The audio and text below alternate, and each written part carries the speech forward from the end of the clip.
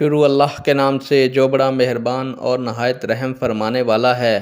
الصلاۃ والسلام علیک یا رسول اللہ وعلی آلک واصحابک یا حبیب اللہ۔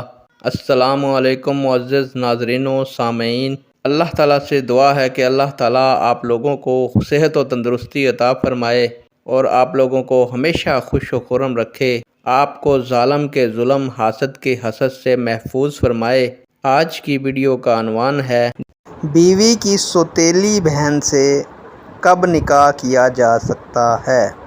امید کروں گا کہ یہ معلومات آپ کے علم میں اضافہ فرمائے گی اور آپ اس ویڈیو کو شیئر کریں گے، چینل کو سبسکرائب کریں گے تاکہ دوسرے لوگ بھی اس معلومات سے مستفید ہو سکیں۔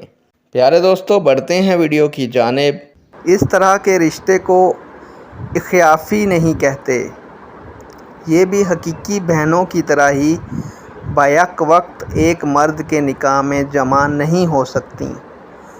اگر ایک مر جائے یا اس کو طلاق دے دی جائے تو اس کی عدت پوری ہو جانے کے بعد دوسری سے نکاح ہو سکتا ہے، ورنہ جائز نہیں، بلکہ نکاح ہی قائم نہیں ہوگا۔